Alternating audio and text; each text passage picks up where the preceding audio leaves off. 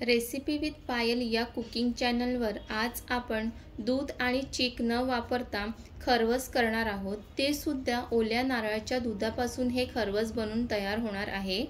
आणि हे खरवस बनवण्यासाठी फक्त 3 साहित्याची गरज आहे, जास्त साहित्याची सुद्धा गरज नाहीये। इथे तुम्ही बघू शकतात की खरवस किती सुंदर असं बनवून झालेलं आहे आणि झटपट सुद्धा होते आणि त्याचप्रमाणे ते खायलाही खूप सुंदर लागते। तुम्ही एकदा जर हा पद्धतीचा खरवस बनवला तर तुम्ही नेहमीच ह्याच पद्धतीचा खरवस हा बनवून खातील।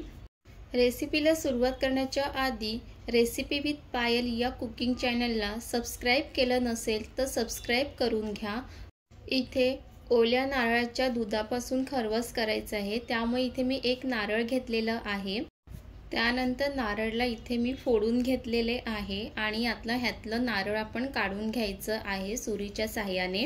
अशा पद्धतीने इथे मी नारळ काढून घेतलेले आहे आणि इथे नारळ हे एकदा स्वच्छ पाण्याने धुवून घ्यायचं आहे, त्याच्यावर काही असेल तर ते निघून जातील। आणि इथे मी अशा पद्धतीने नारळ स्वच्छ करून घेतलेले आहे। इथे तुम्ही बघू शकतात नारळ एकदम पांढरे शुभ्र दिसत आहे। त्यानंतर नारळाच्या वरचा काळपट भाग हे काढून घ्यायचा आहे सुरीच्या सहाय्याने। इथे तुम्ही बघू शकता की कशा पद्धतीने इथे सुरीच्या सहाय्याने नारळच्या वरचा काळपट भाग हा काढून घ्यायचा आहे आणि हे काढताना काळजीपूर्वक काढून घ्यायचं आहे। आणि इथे आपण जो काळपट भाग काढून टाकत आहे ते फेकायचं नाहीये, ते तुम्ही वाटणामध्ये सुद्धा वापरू शकतात। त्याचप्रमाणे तुम्ही ती चटणीमध्ये सुद्धा वापरू शकतात। आणि हा नारळच्या खालचा काळपटपणा काढून टाकल्यामुळे आपल्या रेसिपीला खूप छान असं पांढरा शुभ्र असा रंग येतो। अशा पद्धतीने इथे सर्व नारळचे वरचं काळपटपणा काढून घेतलेला आहे आणि ह्याचा वापर तुम्हाला वाटणामध्ये होऊ शकतो। आणि इथे तुम्ही बघू शकतात की सर्व नारळमधलं काळपटपणा काढून झालेला आहे। त्यानंतर नारळाचे बारीक तुकडे करून घ्यायचे आहेत, त्यामुळे मिक्सरला वाटण करायला ते सोपे पडेल। अशाच पद्धतीने इथे मी सर्व नारळाचे छोटे तुकडे करून घेणार आहे। अशा पद्धतीने इथे सर्व नारळाचे बारीक तुकडे करून झालेले आहे। त्यानंतर मिक्सरचा भांडा घ्यायचा आहे आणि त्यामध्ये बारीक करून घेतलेले सर्व नारळाचे तुकडे त्यामध्ये टाकायचे आहे। आधी तर पाणी न टाकता ते असंच फिरवून घ्यायचं आहे। एकदा असंच फिरवून घेतल्यानंतर आपण त्यामध्ये पाण्याचा वापर करणार आहोत। इथे तुम्ही बघू शकतात की इथे आपण पाण्याचा वापर न करता एकदा अशा पद्धतीने फिरवून घेतलेलं आहे। त्यानंतर त्यामध्ये आपण पाणी घालणार आहोत। पाणी इथे मी 1 ग्लासमध्ये थोडंसं कमी पाण्याचा वापर केलेला आहे आणि इथे अशा पद्धतीने आपण मिक्सरला फिरवून घेतलेले आहे आणि इथे अशा पद्धतीने नारळाचं दूध हे काढून घ्यायचं आहे। अशा पद्धतीने मिक्सरला फिरवून घ्यायचं आहे।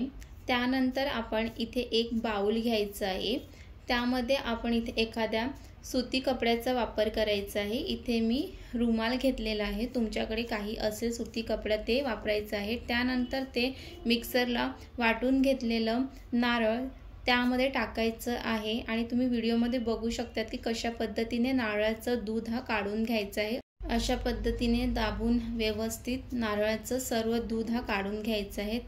आणि हा जो नारळाचा चोथा आहे तो फेकून नाही द्यायचा आहे, त्याचा वाटणामध्ये किंवा चटणीमध्ये त्याचा वापर हा करायचा आहे।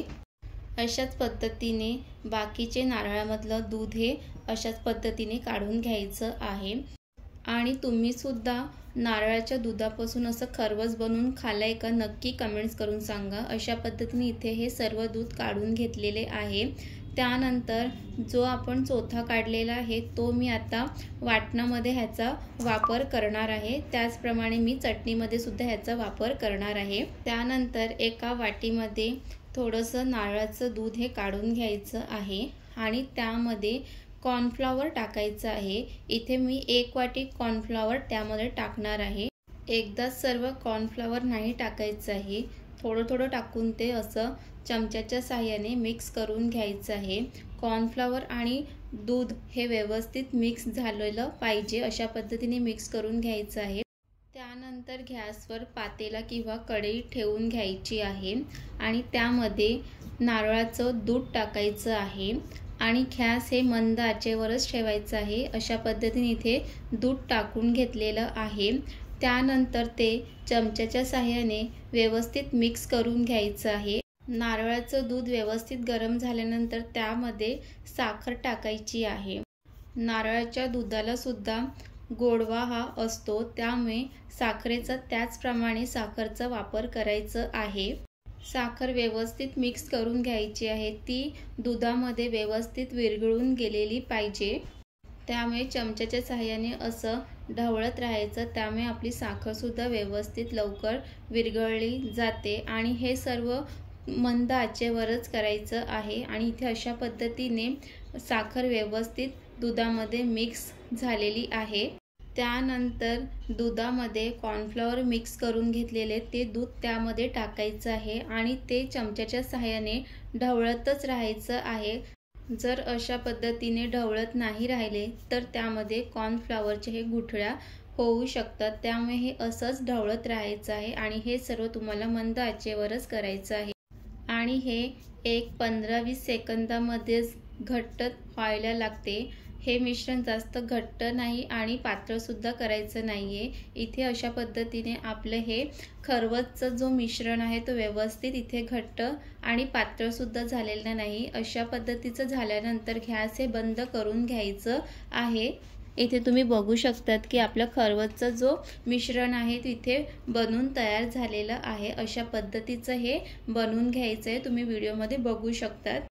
इथे मी एक पातेला घेतलेला आहे, ह्या ठिकाणी तुम्ही काचेचा बाउल सुद्धा घेऊ शकतात आणि त्या पातेल्यामध्ये तूप टाकून ते सर्व बाजूने लावून घ्यायचं आहे। शक्यतो ह्यामध्ये तुपाचाच वापर करा, तेलाचा वापर करू नका। अशा पद्धतीने इथे मी सर्व बाजूने तूप लावून घेतलेलं आहे।